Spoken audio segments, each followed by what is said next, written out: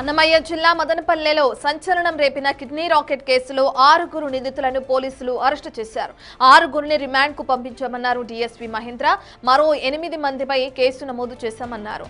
ఇక మిగిలిన నిందితుల కోసం 4 ప్రత్యేక బృందాలు ఏర్పాటు చేసినట్లుగా తెలిపారు.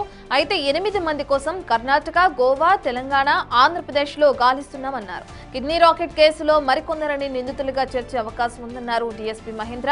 అలాగే బెంగళూరుకు చెందిన డాక్టర్ పరారీలో ఉన్నారన్నారు. అతని కోసం గాలింపు చర్యలు ముమ్మరం చేశామన్నారు.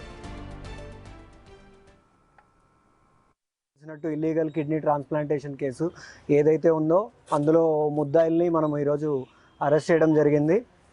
అరెస్ట్ చేసేసి వాళ్ళని ఇప్పుడు మెడికల్ చెకప్ అది చేపించేసి రిమాండ్కి కూడా తరలించడం జరుగుతుంది. సో కేసులోకి వెళ్ళినట్టయితే ముందుగా మనం ఈరోజు 6 మంది అక్యూజ్డ్ని ఈ కేసులో భాగంగా అరెస్ట్ చేయడం జరిగింది. వాళ్ళని రిమాండ్కి కూడా పంపిస్తాము. అండ్ మనకి ఎవరైతే ఒక A2 డాక్టర్ ఉన్నారో అబ్స్కాండింగ్లో ఉన్నారు, దానికోసం మనము టీములు కూడా బయట స్టేట్స్లో కూడా మనము పంపడం కూడా జరిగింది. దానికోసం కంటిన్యూగా కూడా మనం ఎఫర్ట్స్ పెట్టేసి ట్రేస్ అవుట్ అనేది చేస్తామన్నమాట. మనం ఇంకా కూడా దీంట్లో లింకులు అనేటివి కూడా మనం ఎస్టాబ్లిష్ చేస్తున్నాం టోటల్గా.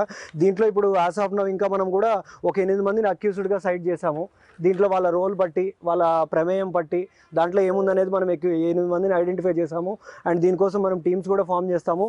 ఫామ్ చేసి మిగిలిన అక్యూజ్డ్ ఎవరైతే ఉన్నారో అబ్స్కాండింగ్లో ఉన్న వాళ్ళని కూడా పట్టుకుంటాము.